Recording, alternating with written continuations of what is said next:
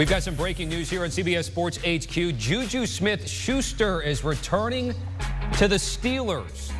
He made that announcement himself on his Twitter account. Now, the NFL Network is reporting that contract is reportedly for a one-year, $8 million type of deal.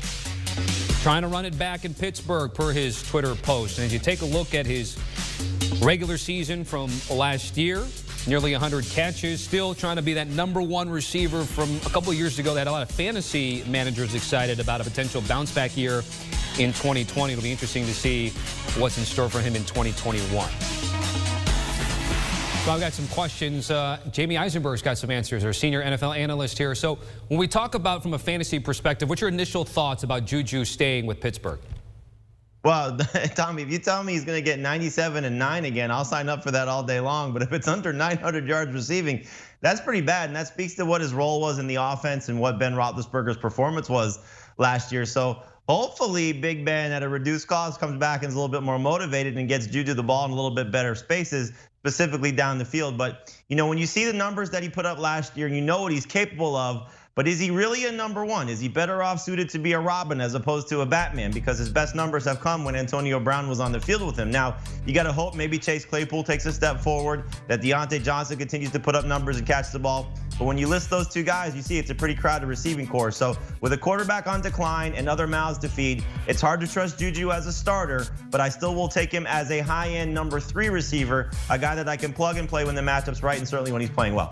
All right, so you kind of went where I was going to ask you, which is like, where should we target him? Because I, for one, thought he was going to have a super bounce back year, and so I went for him a little maybe higher than I should. So again, you're talking about maybe not a starter, but wide receiver 3 or flex option when maybe potentially targeting JuJu down the stretch.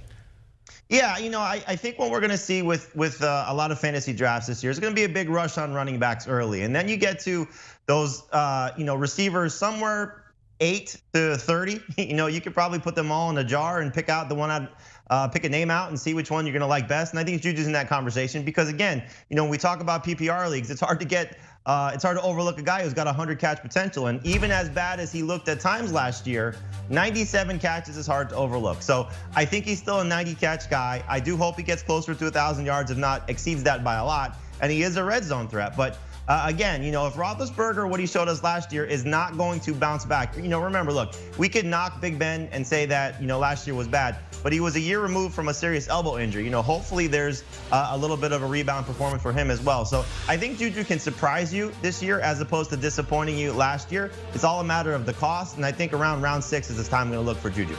Did have a monster game in that wild card loss to the Browns for that one game where he had 13 catches and targeted 19 times. Jamey, I got one more before I let you go. Just knowing him and interviewing him before he embraces fantasy, he's well aware, social media obviously also the like. It looks like he's taking a reported pay cut. Now, the number is still there to be determined how massive that is, but did it surprise you that he wants to run it back in Pittsburgh?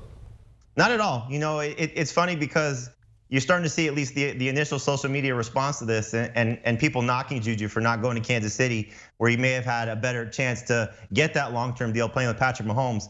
What about the days of loyalty? This guy said from the beginning he wants to stay in Pittsburgh, and it seemed like a long shot because of what the market was probably going to be for him. But as we've seen with wide receivers, unless you sign with the New England Patriots, these guys aren't getting paid very much. And so why not try and run it back one more time, show your loyalty, show that you want to still be in Pittsburgh, maybe try and get a chance at another ring and see if you can get one there for the Steelers. So give the guy some credit. He's going to do it one more time, and then it's probably the reset button for Pittsburgh. When they move on from Big Ben, they probably move on from JuJu as well. All right, Jamey Eisenberg with the breaking news in the fantasy perspective. Jamey, certainly appreciate it.